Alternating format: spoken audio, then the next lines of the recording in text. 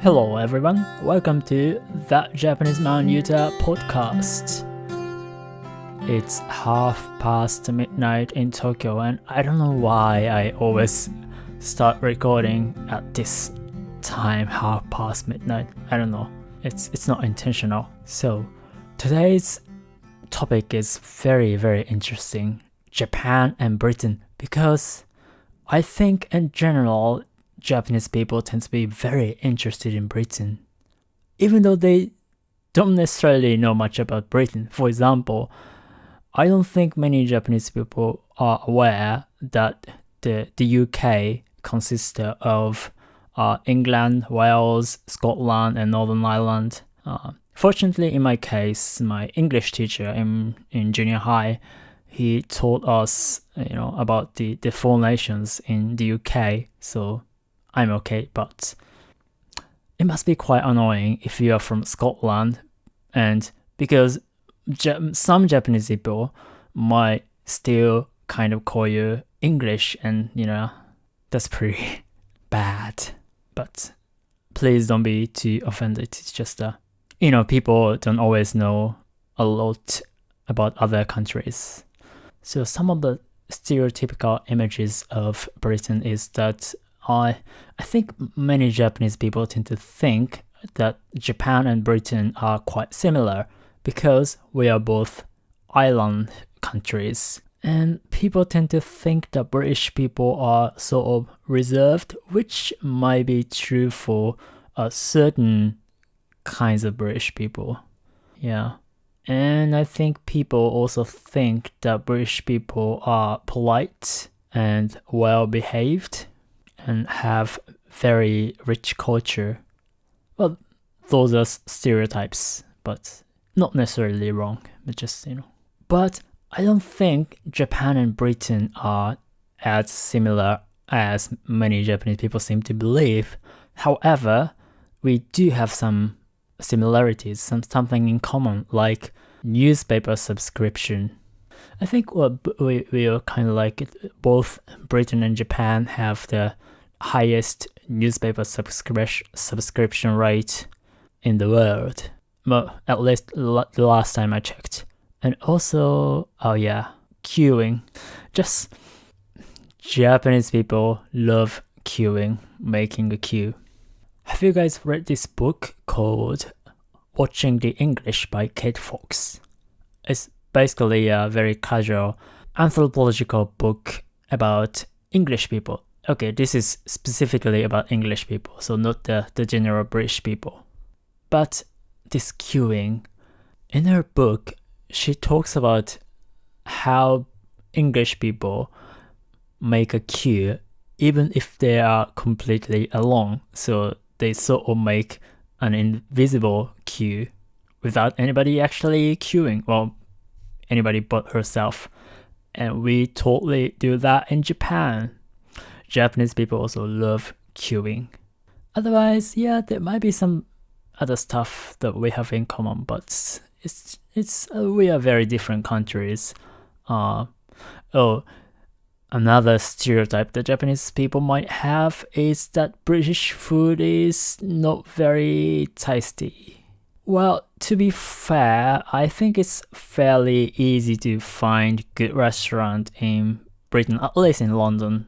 There are plenty of good restaurants, but one thing I noticed in Britain as a Japanese person, when you go to, for example, a supermarket like Tesco, half the shop is dedicated to ready meals.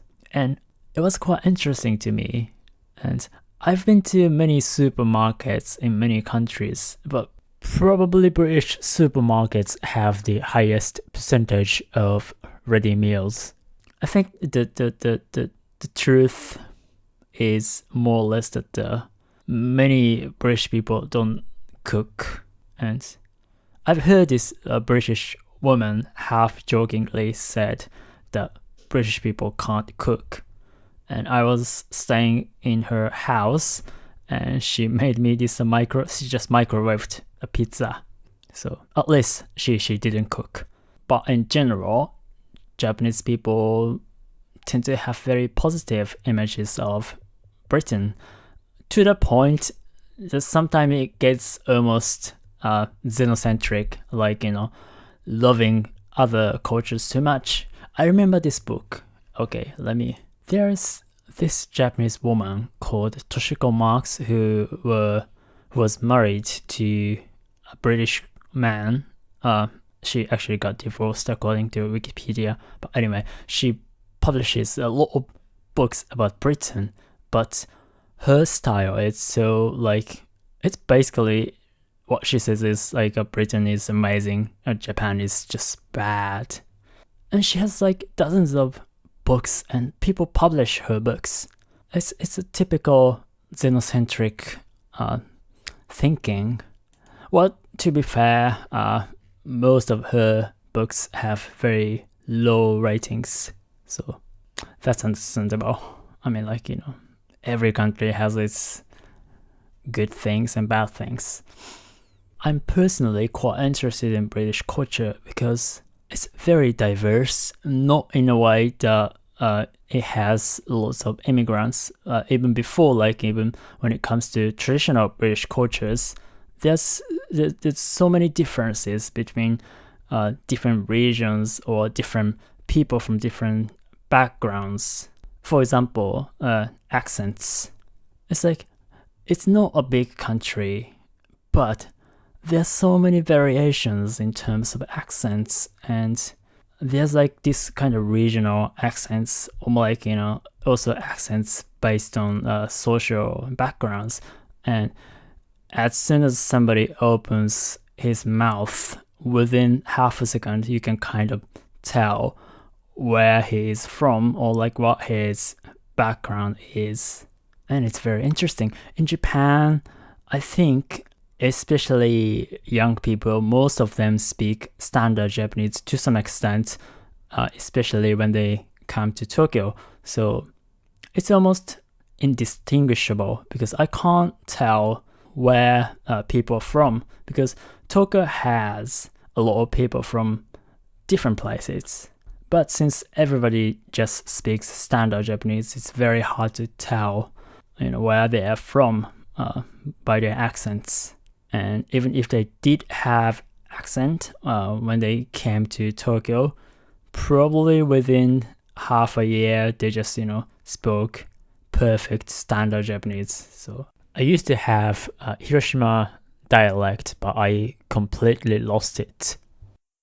But in Britain, I mean, like, technically I think RP accent is considered standard British accent, like the BBC accent, but nobody really has that particular accent.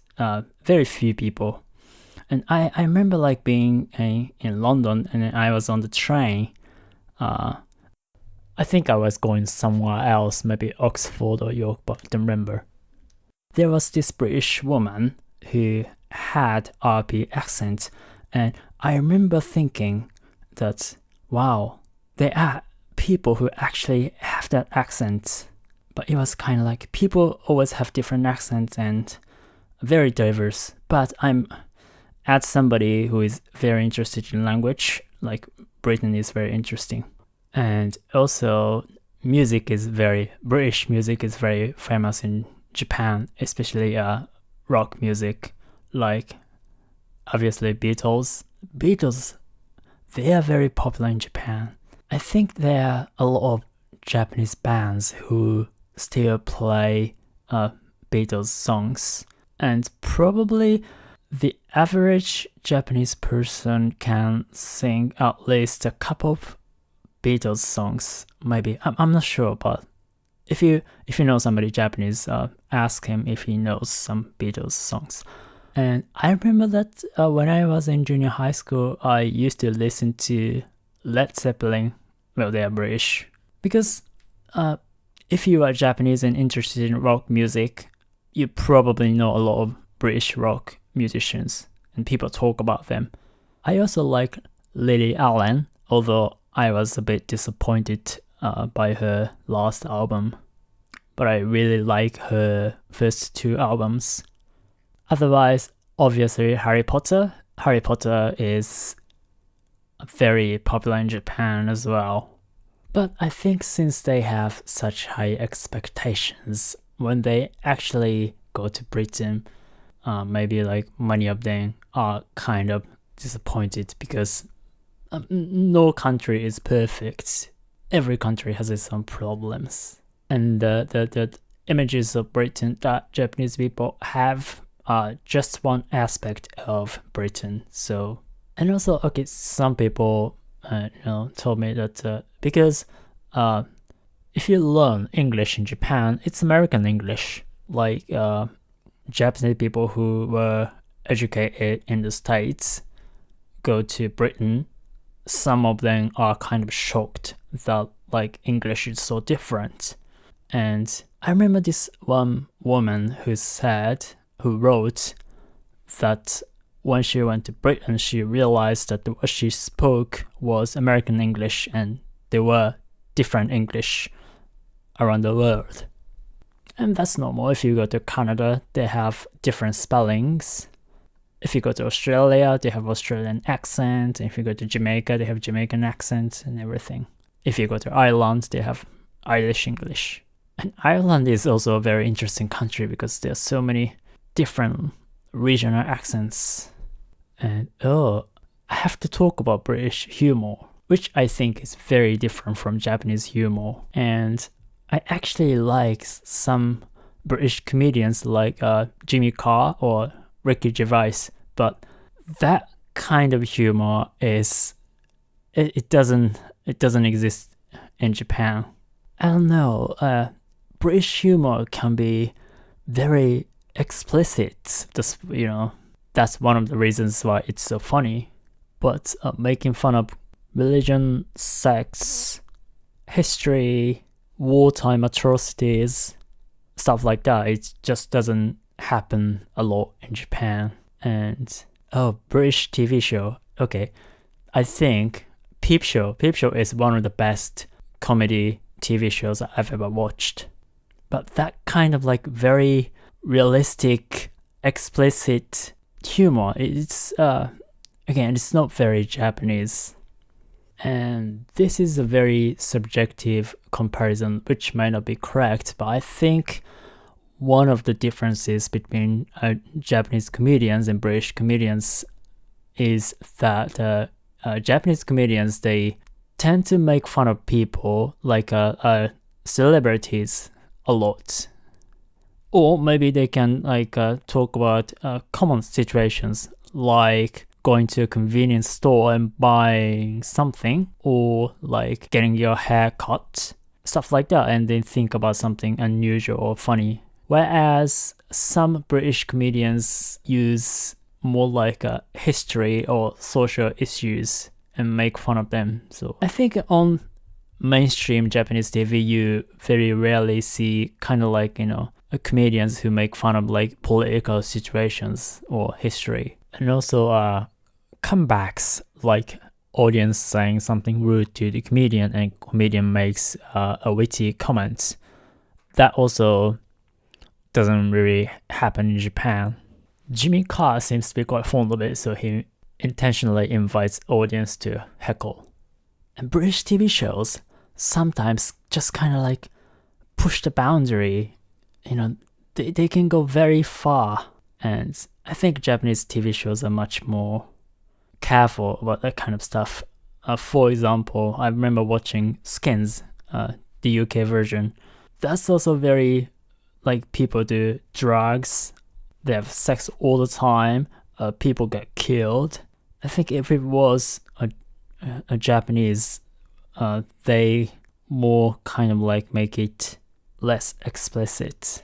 Actually, I think I've heard this story. I'm not sure if it's true, but when they remake British series in the States, I think they have to leave out a lot of stuff because it's just too explicit for American audience. But that kind of sounds like true, and that makes sense to me.